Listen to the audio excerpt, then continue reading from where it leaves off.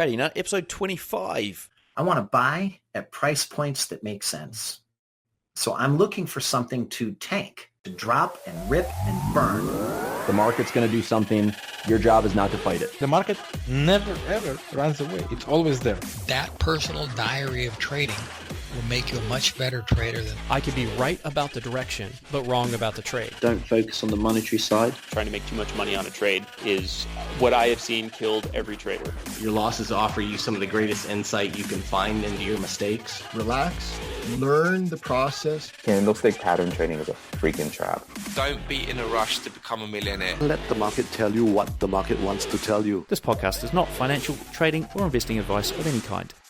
What's up, traders? Welcome to another installment, not just another installment, it's episode 25. I can't believe I'm at episode 25 of the TradingNut podcast after I initially set out back in, I don't know, almost 3 years ago now, maybe even longer. I can't even remember, to do the 52 Traders podcast. And now here I am on the second show, TradingNut, and we're 25 episodes in, which is half of the 52, well, there or thereabouts, of the 52 Traders podcast. Now, if you guys do want to check out some of those episodes, then they are up in the shop on tradingnut.com.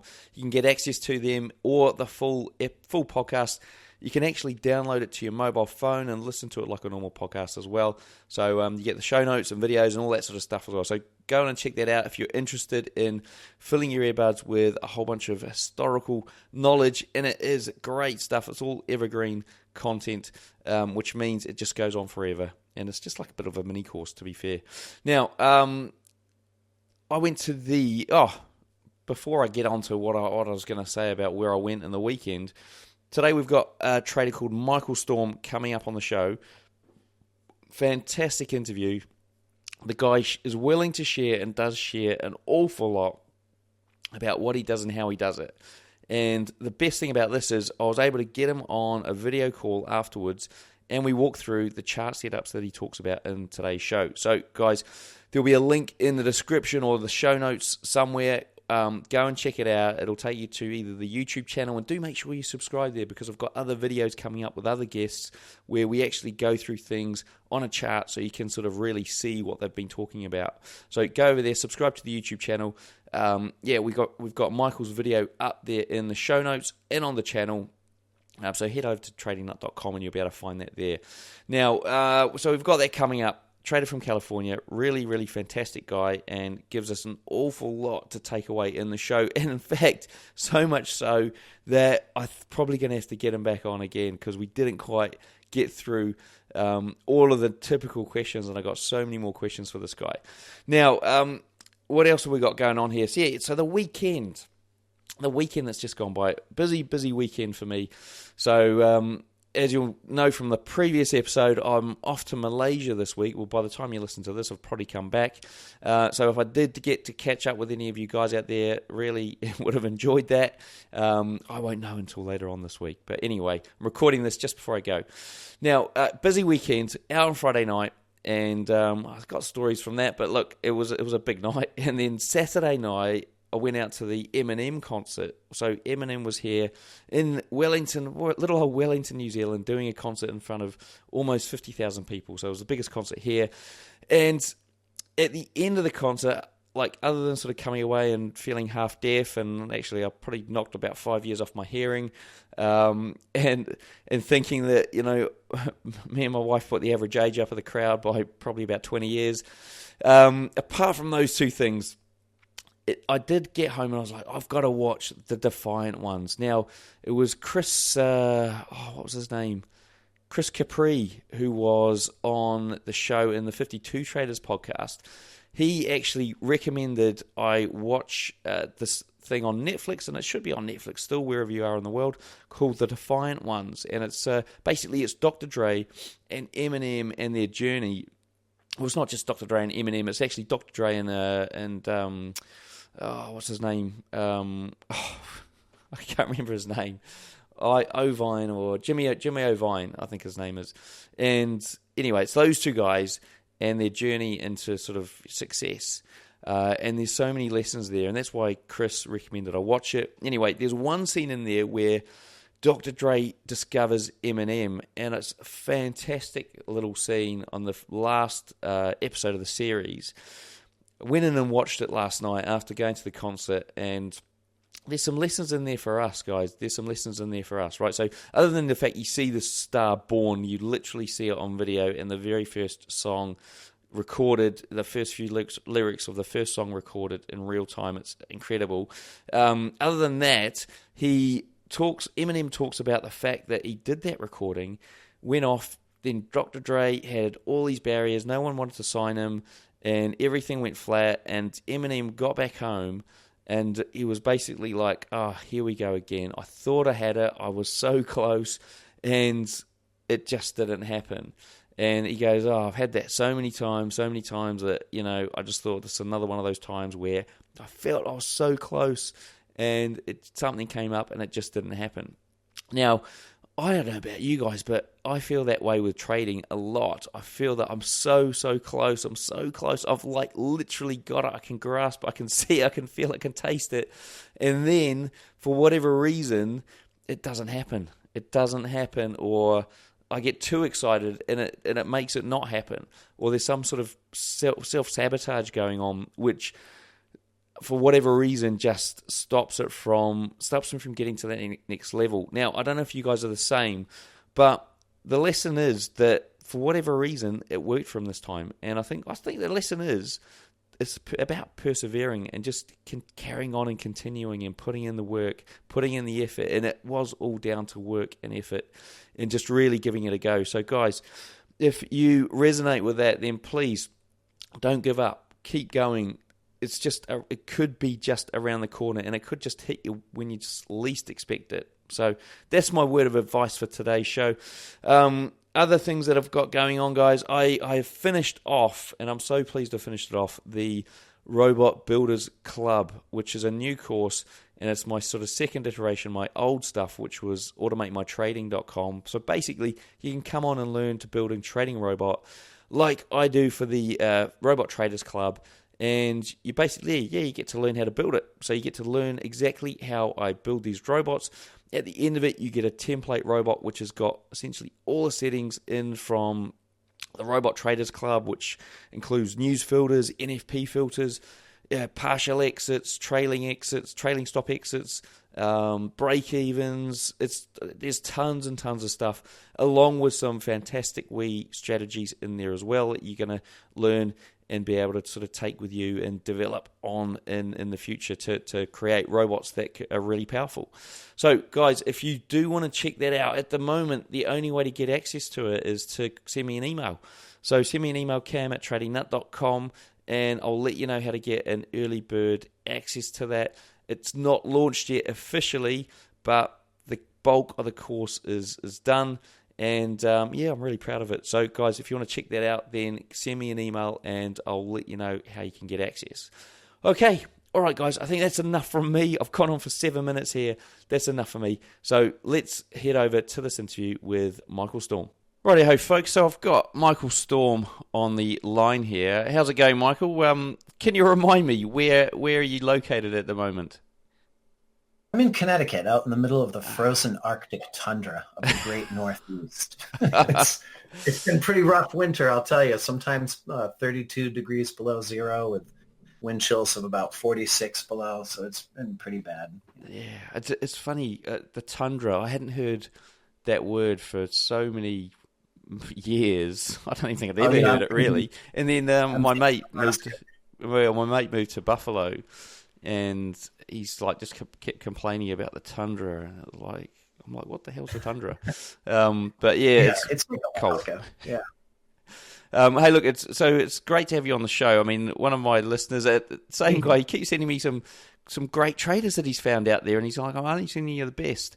So he's classed you up there with the top two. So thanks, David M, for sending me, getting me in touch with Michael. I've watched one of your videos on YouTube, and I've got to say, it's a very, very unique. I don't know how you classify your style, but we'll get into that later on in the show. So, to start off with, do you want to tell the listeners how you first got into trading and your journey to date? Well, how I first got into it was right around the year 2000. I saw, it was a little before that, I think. I saw the smiling face of someone on the cover of Forbes, and this guy was a SOS bandit, SOES, what is it, small order execution system. And what he did is he found a little loophole where he could buy before the market makers could buy, and he could exit in a way that they pretty much had to take him before they could take anybody else. So the guy was consistently scalping teenies and quarters off of 1,000-share lots. Way to make, $1 million in 1 year doing that. And, they've since closed that loophole. You can't do that anymore. But he had a good system there. And, so as a small orders execution bandit, he made $1 million. And I was like, wow, look at that guy. He looks pretty happy. He's just sitting in front of the keyboards, pounding keys all day. And so it got me excited, and I figured I would give it a try. And I wanted out of my business that I was in at the time, 70,000 into the stock market. And I just went at it, and I didn't know what I was doing either. So, that's a real problem. The first 6 months were really crazy. Putting it mildly. I was just doing a tape reading. I read a couple of books on tape reading. And so I was just sitting there pounding 500 to 1,000 shares myself. And they were wild days, $1,000 here and $5,000 there. You could make 10,000 in one day, lose 7 the next, make, lose 15,000 one day, make 5,000 next, and just it was all up and down all around. It was all over the place, so it was pretty crazy. But after about 6 months or a year of that, I finally figured out I needed some help.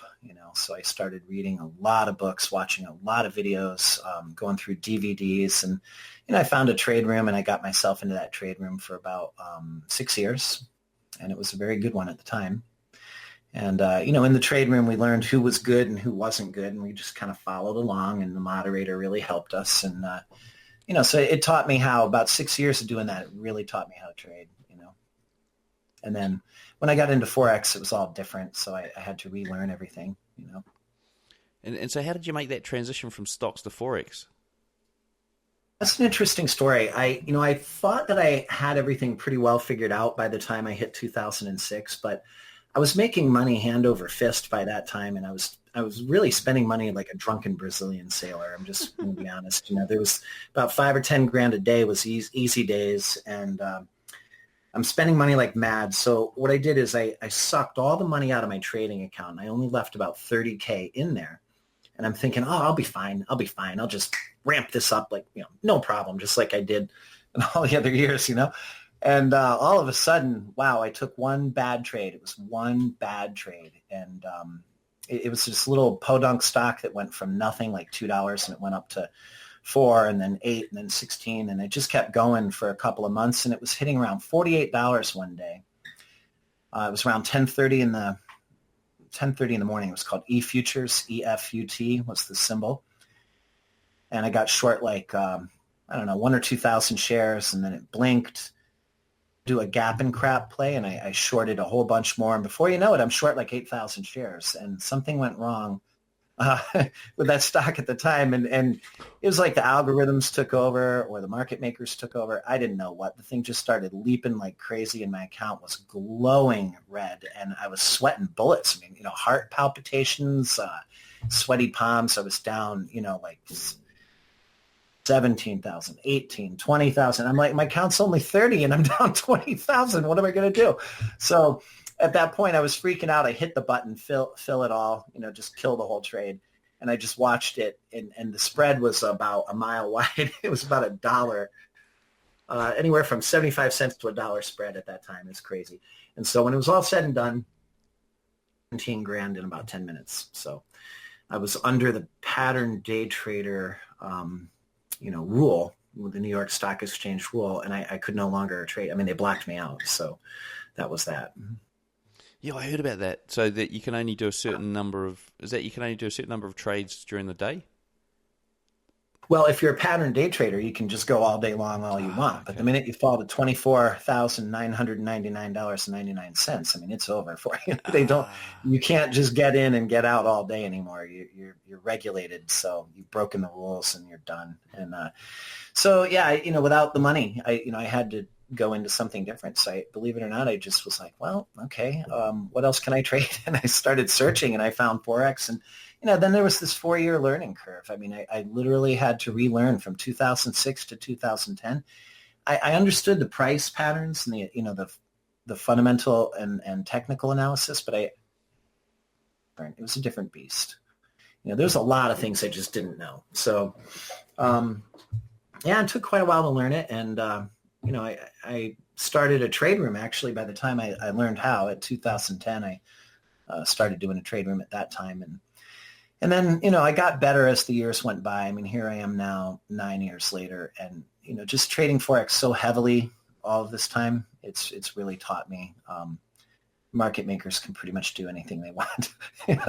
You can have bad news and the pound will just go up, up, up and away. And you can have good news on something else and you'd think it would go up and the good news makes it crash. And it's really different. But, I like it. It's very challenging, very, very rewarding. And so you didn't, I mean, given the fact you were making, money hand over fist on stocks, and you had one bad day, how did you make that sort of transition? I mean, obviously it was a money constraint, but once you started making money again, or didn't you not ever get enough money to go back to feel confident, or had your confidence been completely knocked?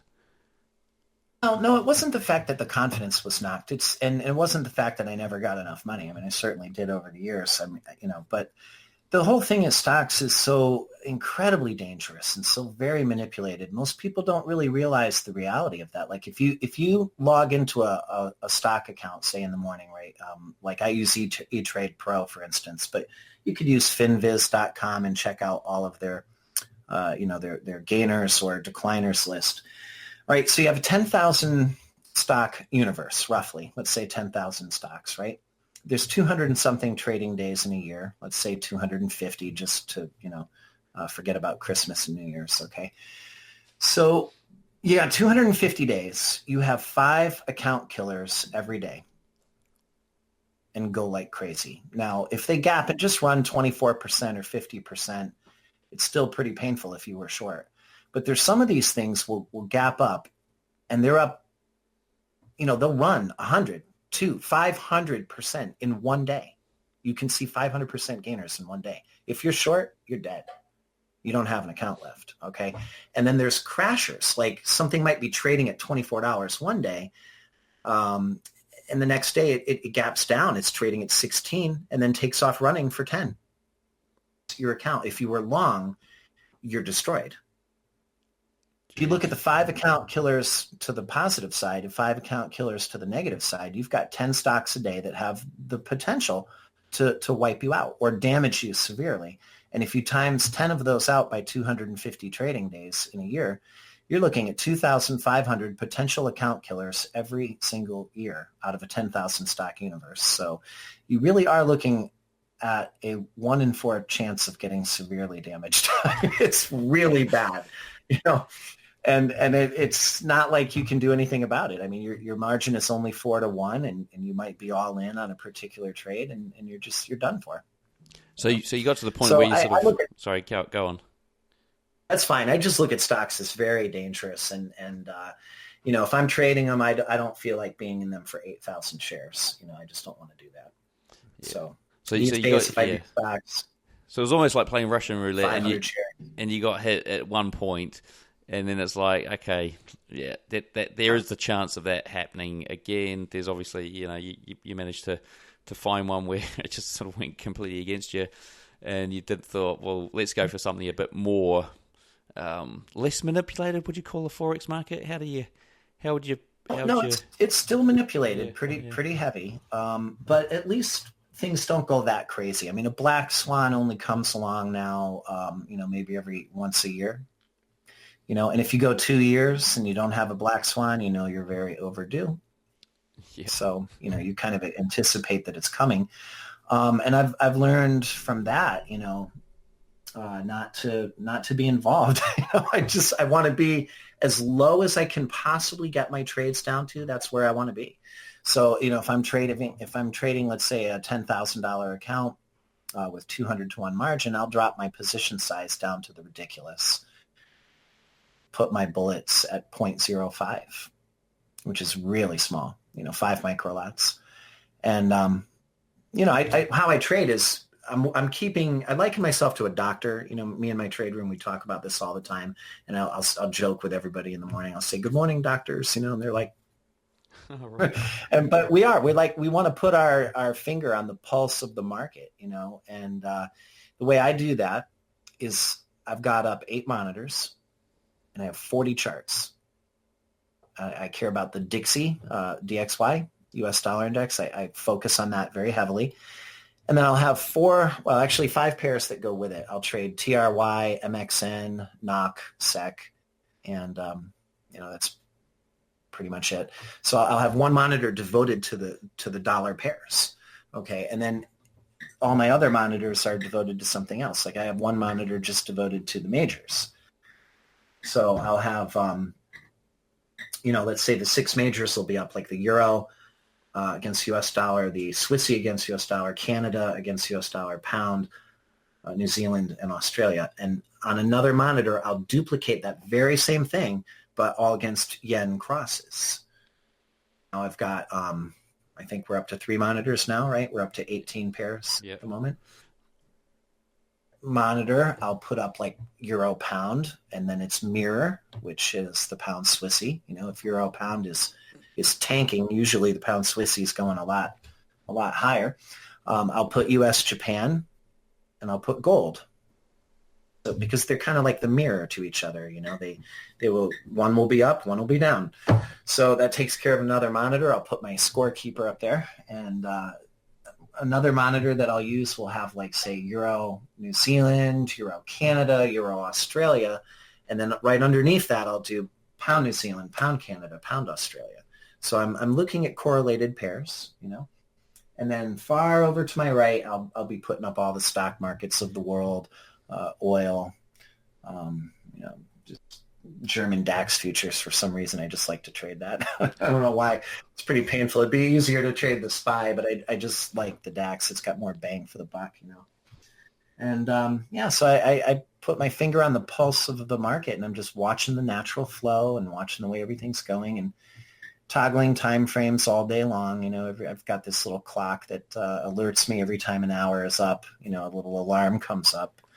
And so I'll toggle all of my charts to 1-hour charts pretty much every hour without fail, and see, where are we? What hourly sells do we have? What hourly buys do we have? What support is looming near, and what major moving averages are riding close by. So, I'm 10 hours a day with my finger on the pulse of the market. Wow. That's the way I liken it. And so, what intrigues me is, how did you get to the point where you're like, I need to get 8 monitors? Oh, that I knew right off the bat. No, I mean, the more monitors, the merrier. It's these days, it's so inexpensive too. Like when I first got my first system, I mean, it was outrageous. These monitors were $400 a piece, but nowadays you could buy monitors for $100. And my stands, I remember paying like $300 or $350, and these days you can buy monitor stands for $100. Just was maybe 5 years ago, I had spent $5,000 on a trading computer, and I just built one because the lightning struck it, a couple of months ago, and I just built one for like $2,000, $2,500 maybe. It was very reasonable compared. It was like half the cost, and it's even faster. So yeah, these days it just doesn't pay. I liken it to working with. Say you're a ship surgeon, right, in the 1800s. These old, crusty metal tools. How are you going to perform brain surgery on a patient when you've got all these crappy tools? Here we are in the year 2000 and above, right? It's 2019. Say we shouldn't have, 4 monitors or 6 monitors. It just doesn't make sense. I mean, somebody trying to trade off of a laptop, it just... doesn't make sense to me, Okay, cool. So you're basically got your finger on the pulse, and to do that, you need that many monitors, which I could imagine. The thing that I might struggle with is trying to decipher what it is you'd be looking at on each monitor, would you like sort of zoom into one chart and then zoom back out, or like so you can see all 8 again, or however many we had on each chart, each monitor? Oh, I'll talk about my main monitor, the one that's right above my keyboard. You know, I'm typing all day, talking to my roomies all day, and this one is front and center and right in front of my face. It's literally 6 currencies. Okay, it's the euro dollar, pound dollar, U.S. Swissy. It's the loonie. You know, the U.S. Canada is the loonie, and I've got the Aussie and the Kiwi up there. So I have those 6 pairs, but just to the left of that, on my main monitor number 2, I have those exact same pairs, but against the Japanese yen duplicated. So I can really see the correlations and the flow, strength in euro or weakness in pound, or, you know what I'm saying? Like, for instance, Australia and New Zealand, I mean, we know that they both tend to rise at the same time. So if the U.S. dollar is currently going, we know that New Zealand dollar will move in the other direction, right? Yeah. Okay, so if you have New Zealand going up and you have euro going up and you got pound all going up, well, it's simple. The U.S. dollar itself, euro's gaining strength, and you have U.S. dollar weakening. It's going down, because USD is the last part of that equation. You know, it's pound is first, US dollar is last. So I can see that flow on just 1 or 2 monitors with the strength, and they correlate together so well. Like I might have said like 5 minutes ago, the mirror, I have the euro pound up and I have the pound Swissy up. I can literally gauge the strength of the euro versus the pound by looking at that euro pound. And if euro pound just keeps on rocking down, down, down on a 15-minute chart, it just keeps going down. Well, I know right there, you know, that euro is extremely weak and pound is very strong. I don't even need anything else to tell me. But when I look at all the other monitors, that strength and weakness. So I think it's something, it might be hard to explain it at first, but anybody that jumps from, you know, trading, let's say on one monitor, or maybe like a laptop, or even a laptop with just 2 little monitors hooked up to it, you're not going to see the difference until you shift over to like a 6 monitor array. If you got 6 monitors and you can put up 6 currency charts on each one, okay, you're looking at 36 pairs. So you now see pretty much the whole market. Right. Yeah. I don't care about HUF or PLN or anything weird. I don't care about the Russian ruble. I'm not interested in Thai baht, you know. So none of that stuff is important to me. I mean, there might be 90-something pairs. I'm only interested in the 30, 40 that are really highly traded. Nice. Okay, brilliant. Like, that's answered my question around the monitors and how that all works. So do you want to give the guys some insight into your trading style, and we'll go from there. We'll ask a few more questions around that. Get some stats as well. Okay. Well, trading style is pretty simple. Pardon me. Trading style is simple. Okay. I look at it like this. I want to be a buyer. I want to buy stuff. I also want to sell stuff too. Okay. So I am searching for good things to buy. I'm also searching for good things to sell. How I do it is like this. I want to buy at price points that make sense. So I'm looking for something to tank, to drop and rip and burn. I want it to crash, burn, be destroyed, fall. I love that, okay? Adage, buy the dips and sell the rips. I like to buy things that are horribly down, but I don't want to just blatantly buy. I need to find a signal. So let's say that, for instance, pound dollar is falling, 9 days in a row. Just keeps on crashing, 9 days down, and all of a sudden it hits some amazing support level. Maybe that support level is a major moving average that would help my trading scoring system in my brain. You know, if I see pound fall for 9 days and it hits great support and it puts in a daily buy and it hits a major moving average or a major fib, all my little check boxes go off in my head. I'm like, that's pretty good. That's hitting a 786 fib. It's down 9 days. Check. It's hitting a 200 MA. Check. I want to see something to tell me to buy it. So if I'm looking at a daily chart, I want that daily buy signal to show me that the market has rejected this. It's too much. It's too far. It's already burned south 500 pips, and now buyers are stepping up to the plate and they're scooping it up. And that will make me think, okay, in the next bunch of days, the pound is probably likely to go higher after a daily buy comes in. And it's the same thing with like an hourly buy too, or perhaps an hourly sell. So let's say that Euro Australia is just smoking to the heavens, 60, like it did 2 days ago. And that's a major psychological level. And I'll look at that chart and I'll say, wow, that daily candle is up days of down movement in 1 day, right? And it's up hundreds of pips. And now the chart is putting in a 4-hour sell. I'm like, I get happy when I see that. So I'm trying to find those 4-hour sells, those 4-hour buy signals, or, if I'm on lower time frames, I'm prejudiced, I'm it's equal opportunity for all. Okay, if it's given me a 1-hour sell signal or a 1-hour buy signal, I'm interested in that too. And I'm interested in 15-minute charts. It's not like any one time frame rules me, I know that the daily charts rule the market. This is true. A lot of traders will really focus on their daily. But just as much as they do that, most smart traders are heavily focused on 1-hour and 4-hour charts. They want to see how many bars up, where is it hitting? How is the shortening of the bars? The bar getting really tight, like compared to the first 12 bars that were really expansive or really wide. And all of a sudden the 4-hour bars are getting super narrow and they don't even move 20 pips in a 4-hour bar. Well, that the buyers are drying up and the short squeeze is getting over, So I'm just interested in all the charts, all the time frames, and personally, I'll trade them all. I have no issue with that. To me, it makes no difference. I can trade a 1 minute or a 5 minute the same as I can trade a 15. So my mixture is scalping. Say 1/3 of the day might be scalping. Another third of the day might be intraday position trades.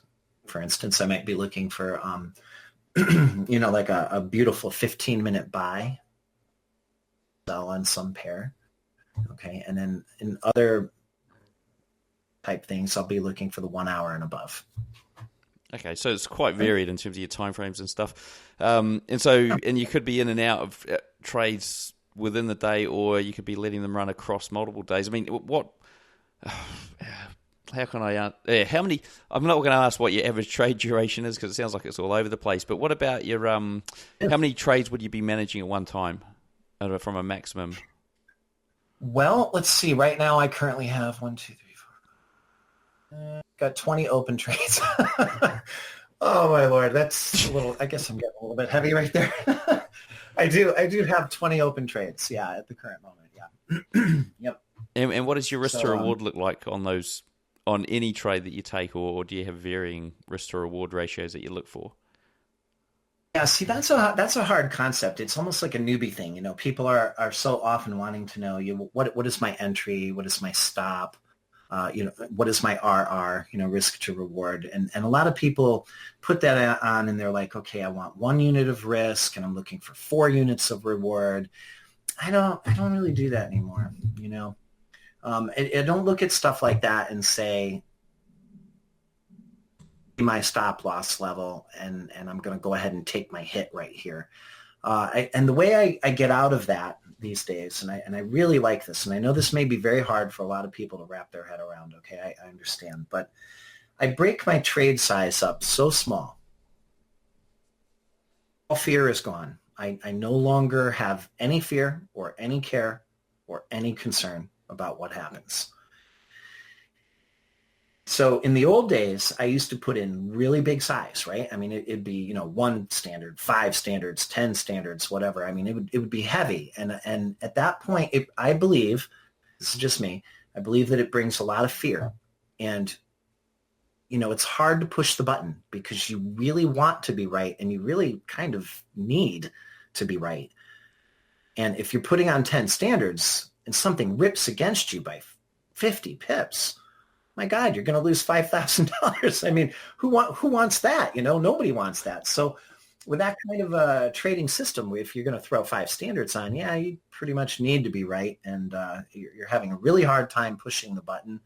And you're looking for a stop loss, and then you have trouble sleeping at night, wondering where did I get stopped out? Or, you don't know what's happening when you're sleeping. It causes a lot of nerves, So the way I look at things these days is I breathe very, very easy because I will slice all my trades up into just tiny little bullets, real small.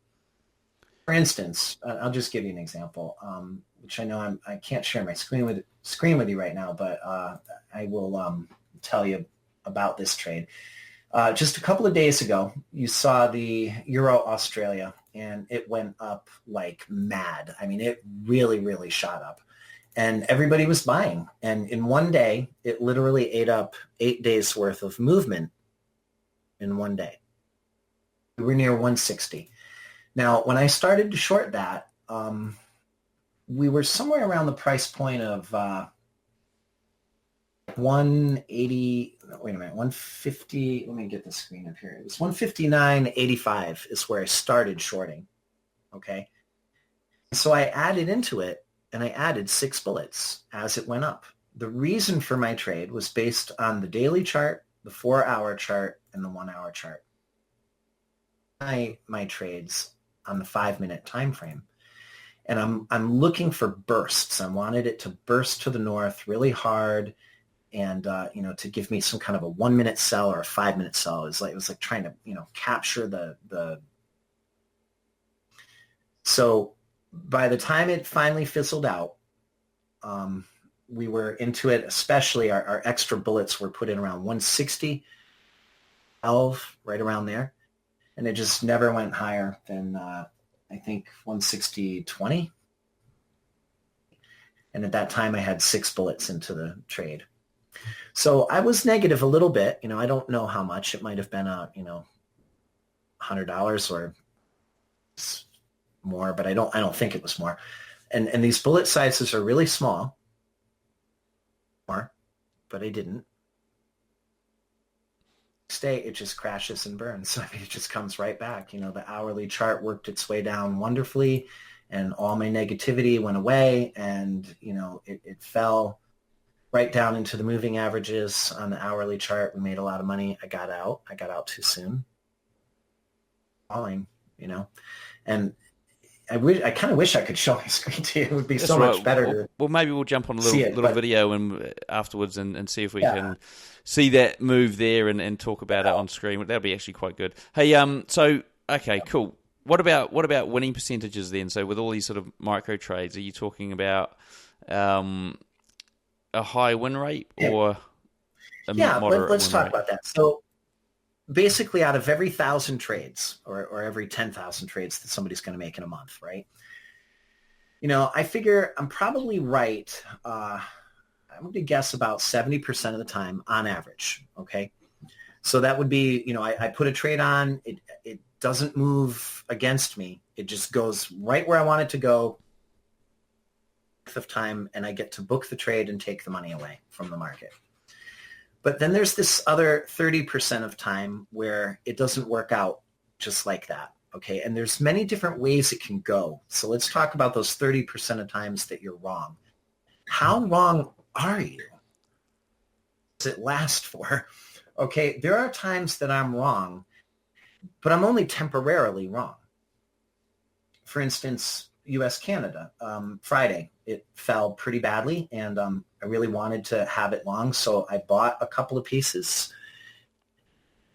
Morning, I saw a 15-minute buy happening, and I tried to get in, but then I pulled, I thought I was being smart, and I figured, well, I'll bid for it. I'll bid 5 pips under the market, and surely the 1-minute chart will come back and, fill me. Well, wrong.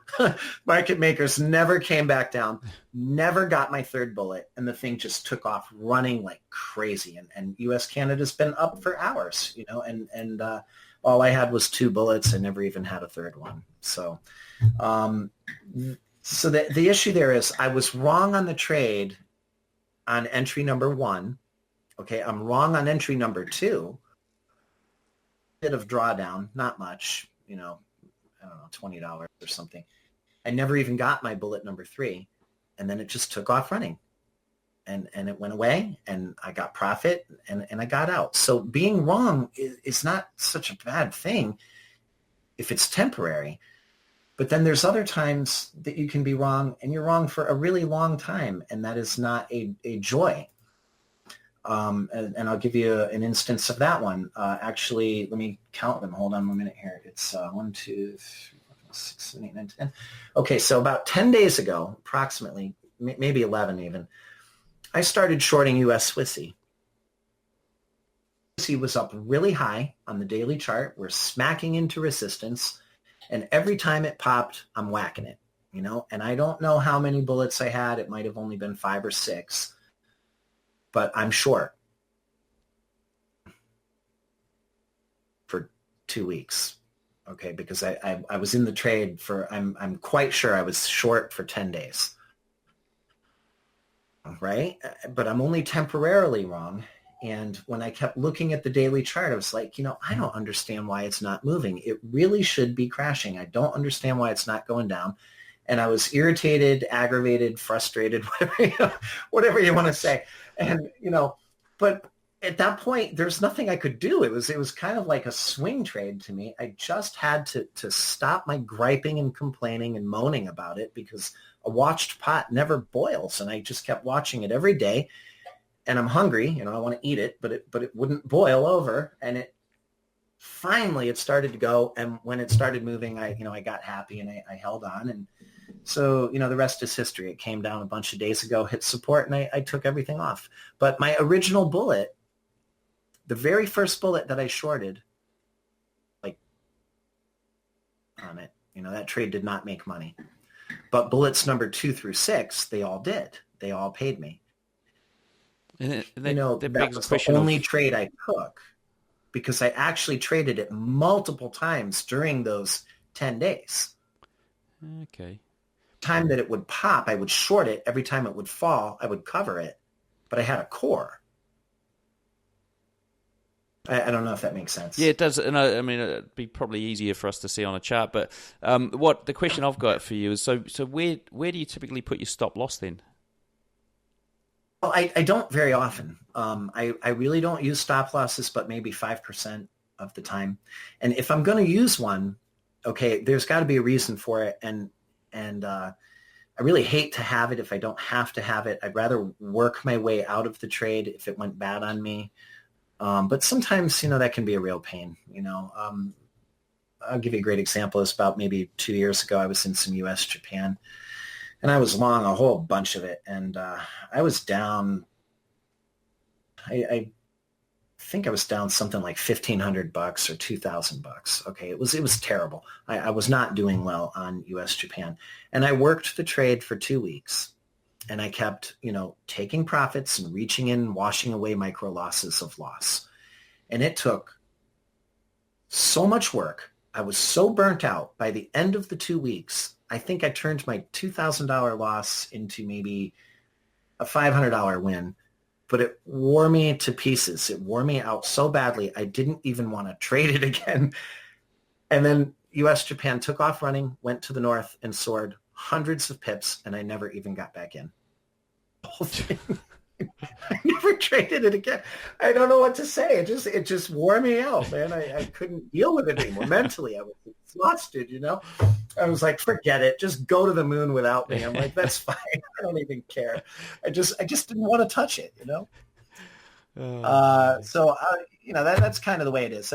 Another great example of a terrible trade, but one that made us a lot of money, is the US dollar MXN.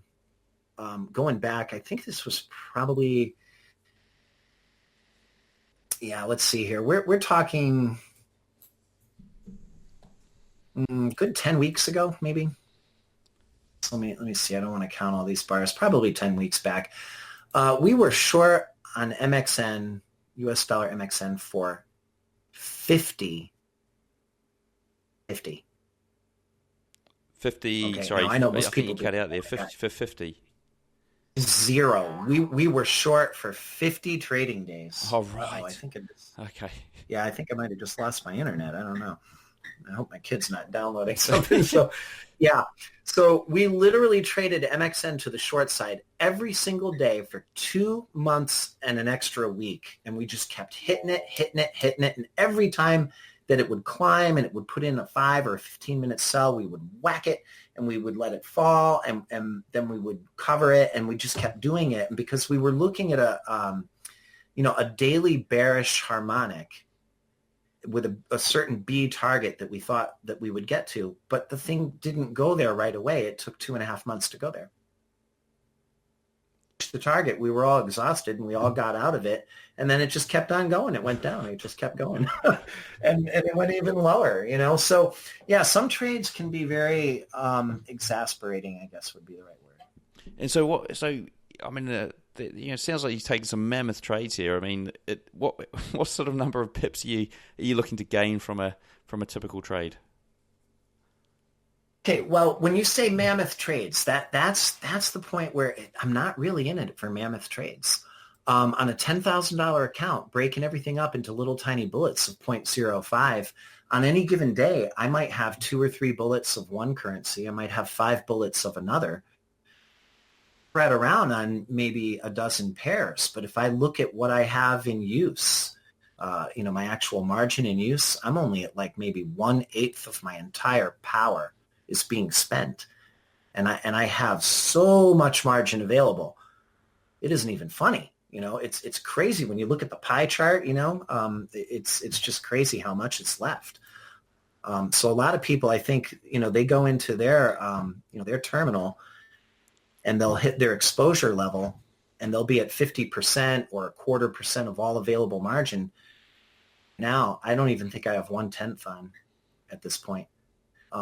So now what kind of pips am I looking for? Well, trades, it's different things. So if I'm looking at, say, a 1-minute chart, today we traded the euro short a couple of times. We got 8 pips here and 10 pips there. And it just it was a slow Monday, and there was no news. So it didn't really move very far. I might make somewhere between 6 to 10 pips on a scalp trade on a 1-minute chart. We shorted pound a couple of times. I think occasionally we got as high as 12 pips. Let's say 5-minute charts and good runs, like a good-looking run. You might get something like 40. For instance, today we were long on the pound New Zealand, pretty much in the lows, very, very close to the low of the day. And when it finally took off and it went up, I remember it moving up something like 41 pips, and I was telling everybody, okay, I'm raising my in the money stop loss up underneath this 5-minute bar, and I'm locking in 41 pips. But remember, you just told the market makers where you're willing to trade, so they right down and hit, but I got profit. It wasn't a loss. I stopped out for 41 pips of gain, but it took all day to get there. I was long Euro Canada today. And, if you look at the lows on Euro Canada, it was 149 40s, and we've moved up now higher. But, it took all day to do that. So it just depends what time frame you're on and how much you're expecting it to go in your what is your patience level willing to afford you, I guess would be the better answer. For instance, US MXN, today we were long, and we got long on the red bars that it fell. It was crashing from 1910. It fell all the way down to 1901. I had 7 bullets long. The news came out today on MXN, and it shot that thing up to 1924. I watched it go like crazy, and as soon as I saw that monstrous 5-minute sell, I hit every single bullet. Bam, bam, bam. It gave me everything I needed for the whole day. I'm looking at my trade score right now. It says 1.4% is what I booked. MXN, I only had like 3 or 0.4%. I had almost no gains at all for the day. And I was just waiting for this thing to move up to give me my daily take, And, okay, so do you? I mean, I want to know if you have a daily sort of percentage target that you look for. Oh, absolutely, sure. Yeah. Yes, I do. I want to get at least 1% a day. I'm not happy if I don't get 1%, then I feel pretty bad about it. Okay, cool. But there are often days that we will have that are slightly under that. Like we might have 0.6%. I'm sorry. Or 0.78%. It falls underneath 1. It'll make me a little bit, I don't want to say mad, but I'm usually not like the happiest mood. It does affect me. I'm human. I can't help it. But any day that I get over 1%, my happiness level jumps. I feel pretty good. And if I do 1.6, I'm very happy because that's really my target. I want to average 1.6 a day. And I figure, that's only 160 pips. It's not a big deal. Should be able to do that every day. It shouldn't, really be a big issue, Cool. Okay. Well, look, we've got through question 1 and 2, so we're 42 minutes into the interview. I think I now realize why you said, really, you're going to do this in an hour? Sorry. Oh my God. No, that's all right. That's all right. What we'll do is, because I know I'm going to have to leave soon anyway, but what we'll do is I think we'll go into the technical, or the quickfire round, I call it, the quickfire round, and go through some of those, because that actually does take a bit of time. We've got another 15, so let's go into that now and see if we can rip through some, and then obviously linger on a few others, because some of them can warrant a longer answer. And look, I think we'll probably have to get you back on the show and go through some of the other stuff. So look, first question is, how long did it take you to go from trading newbie to consistently profitable? Newbie to consistently profitable in the Forex market or the stock market? Let's just go, we actually do both. Okay, in stocks, it took me about 1.5 years. I had a lot of help, a ton of help. In Forex, it took me about 4 years. I had this massive learning curve from 2006 to 2010, and really nobody to help me, and I had no mentor. So, yeah. What's your mental approach to trading, and do you have any special techniques you can share with us? Mental approach. Relax. Trade so small that you don't have any fear. You remove all fear, all anxiety. Breathe and relax, knowing that the market is a giant oscillator, and sometimes you will be wrong, but you're only temporarily wrong, and time heals all wounds. It will eventually come back. If you're trading too big, you're going to hurt yourself mentally. You won't be able to handle it. If you're trading small enough, you can relax and handle it. What was the second part of that question? Strategy? Any special techniques or hacks that you've got that you either share with your own students or? Well, to buy things that are brutally underneath a certain level. Like if I can see that somebody else's stops have been hit, I kind of get happy. I know that's... If I see somebody else's stops are hit on a short side, I get happy. So I look at daily charts. I find out where their stops are, or I'm looking at 4-hour charts. I try and find out where everybody's stops are located. And I hate to say it, but I kind of like to see somebody else get cremated first before I take the other side. I know that sounds evil, but that's what the market makers do. So I'm just riding their coattails, so don't hate me, okay? I'm sorry. I'm sorry, I know. I know that's bad. I know that's well, I suppose that's what it is. That's the whole game is competitive, right? It's, you want to... Yeah. You're competing against everyone else. What's your favorite entry setup? A favorite entry setup is basically just a buy signal. Just, give me a beautiful 1-hour bar or a 1-hour sell bar that, completely engulfs or pierces into the other one. And gives me a sell or a buy signal. I like that right there. And if I had to use the stop loss, it would be on the other side of the bar. So let's say that you're down 9 bars in a row, and all of a sudden you have a big screaming fat green bar, and it takes out the high of the previous bar. And I have to go long. My stop would be 5 or 10 pips underneath the previous bar, and then I would just like to wait, 5, 6, 7 hours and see what happens on the other side, because that's the way the market works, So I just like to buy stuff and mix it with patience. What strategies do you use to exit or manage your active trades? Strategies to manage. If I am wrong or temporarily wrong, I'm looking to lightly add into that trade, but I don't want to just pile in like martingale. I'm not going to just sit there and say, okay, every 10 pips I'm going to go long, or every 10 pips I'm going to go short. That's stupid. And I can't just keep piling into it like a madman, because at some point you're going to be like, oh my God, I'm down $500. You can't do that. So my strategy for it would be dip my toe in the water. I'm hunting for ads, and I'm going to be real patient with it. And I really want to pay attention, and I really want to make sure that I get the best entries I possibly can, and I'll try really hard not to go over a certain level. So, if I have to go over 5 or 6 bullets, I start to get nervous. What was the other part of that question? How do you manage like active trades? So what about like manage? Yeah, there we go.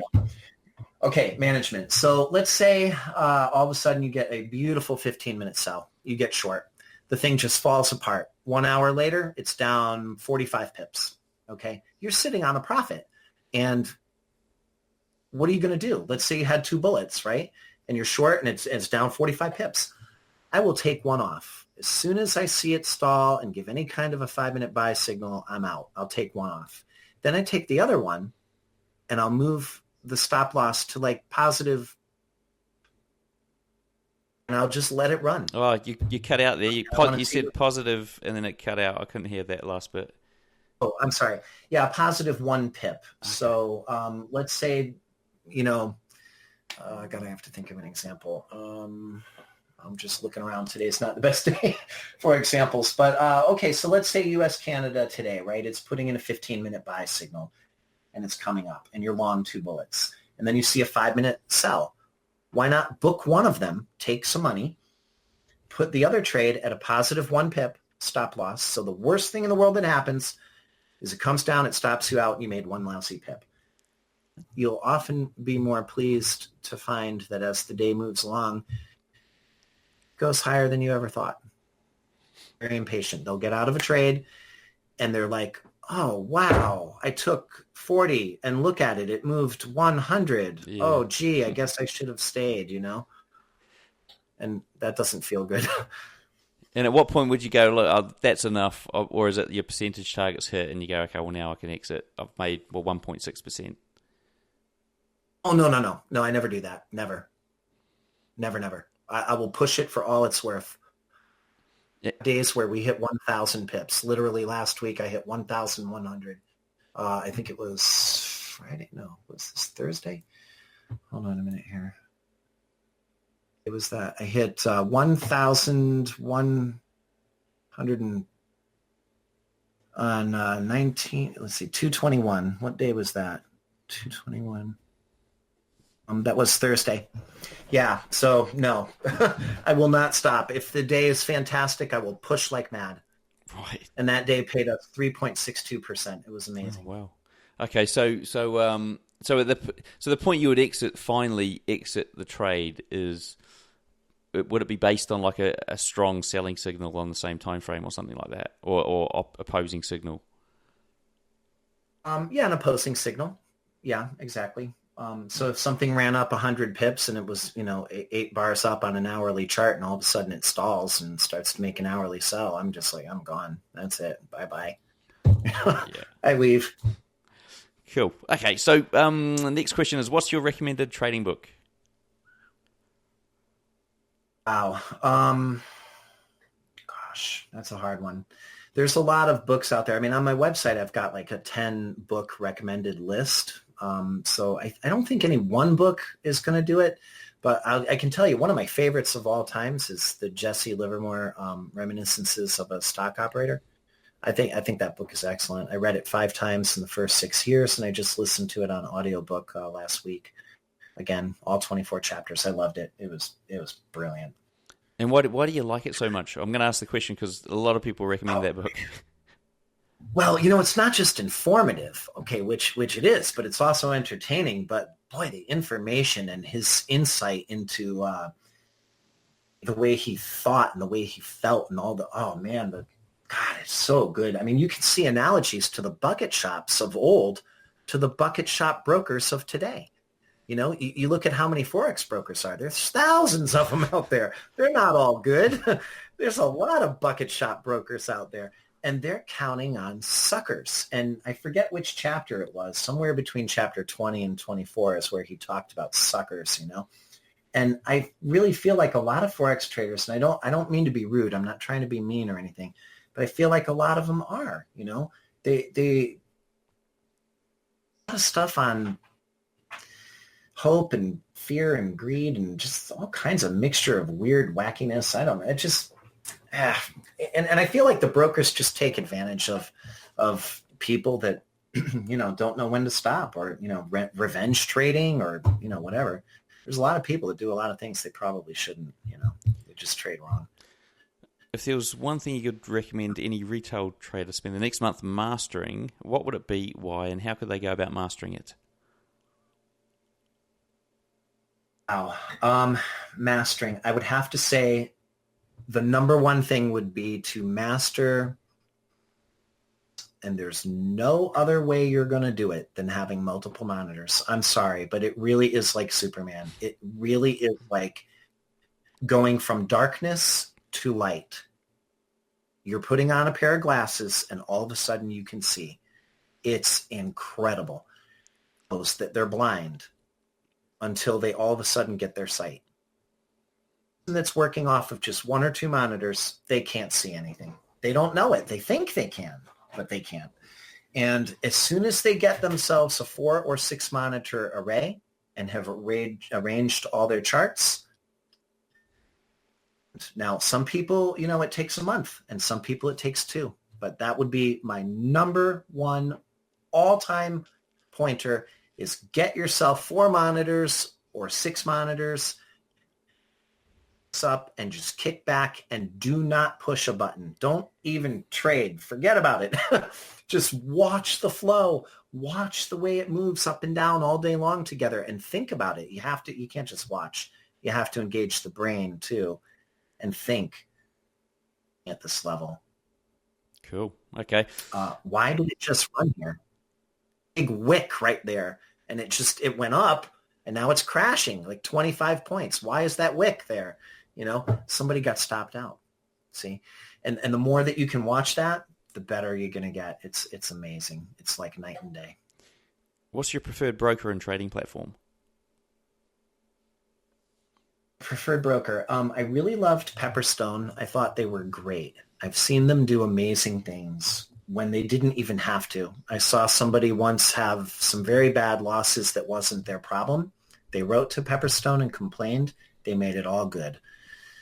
I personally was with Pepperstone once, and I would love to be with them now. I was with them for 9 months. I had Raptor Trading International was my corporate name. I was with them, but I had a banker in Belize completely and totally screw me over. I hope I can say that on there. And so I had to let go of Pepperstone. And when I wrote them and said, look, I've got a real problem. These people are stealing my money. I cannot have you shove my money into that account. They said, okay, we will this one time do this for you and take all your money and shove it into your personal account. They did not have to do that. They could have capsized me for 6 months and made me travel the world looking for a new, a new place to get a bank. But they gave me the money anyway. So it was really nice to have them do that. The brokers, they're kind of like a catch-22. They're not evil. They're a necessary evil. We need them, but they need us. You see, they need our commissions and our rollover, and they make money off of us, right? But the bankers are kind of in league with them. So the broker's never your friend. I'm sorry, but they're just not. What about your trading platform? What trading platform do you use? I use MT4 just because it's very simple. I'm very good at it. I know it so well. I know it so thoroughly. I like CTrader. I did use CTrader for a while, and I think I could have adjusted to that. That would have been okay. Okay, if you could leave MT4, I just know. MT4, that's cool. That's cool. So, if you could leave our listeners with one piece of advice, what would it be? Advice: trade small. Trade way smaller than you ever think you need to. Because one day there's a black swan going to come along, and you're going to have a flash crash on the 2nd or the 3rd day of January, and everything's going to fall 500 pips in 10 minutes, and you're dead. If you don't, if you don't trade small, you're dead. The black swan kills you. You remember SNB, right? 800 pip. Yeah. Well, I saw this the 2nd of the year, January. We spoke about that in the last episode. A few years ago, the Swiss right. national. Oh, bank. yeah. That was yeah. People were decimated. So yeah.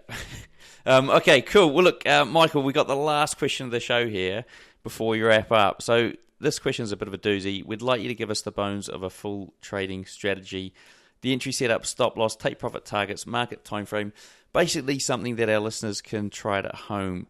What have you got for us? Wow. Okay, that is a mouthful. Oh my God.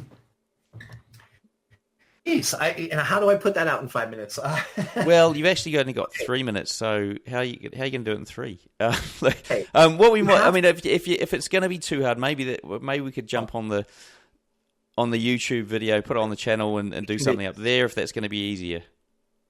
We can do this. Okay, cool. Forget the time frame. Okay, forget whether it's a 5-minute chart or a 15-minute chart or an hourly chart or a 4-hour chart. Okay, none of that matters. Just totally forget the time frame. The natural flow of the market is to move up and down. That's it. Sideways sucks. Nobody makes any money sideways. Okay, not even the market makers are really making any money when it's just going sideways. So what you would like to see, bar move in one direction. Remember, it doesn't matter if it's 5 minutes, 15 minutes, or 1 hour. I don't care. How many bars was that? The number cut out. Was it a 12-bar move? No, just a whole bunch of bars. A whole bunch of them. Like, yeah. I'm looking at Euro right now. I'm looking at a Euro 15-minute chart. I see 1, 2, 3, 4, 5, 6, 7, 8, 9, 10, 11, 12. I see 12 bars up. Okay, on a 15-minute chart, Euro is currently up 12 bars. And I do see a 15-minute sell. It's red. And it has fallen about 2 bars since, okay? So my stop loss would be above the double high currently, which is around this day, it's around maybe 113.70, okay? We'll add a couple of pips and say your stop loss is 113.70. Now, you want Euro to continue because it has a 15-minute sell bar. You want to see it go down, down, down. And every bar down, you should lower your in-the-money stop loss and keep on doing it until all of a sudden, lo and behold, puts in a 15-minute buy, knocks you out. You're gone.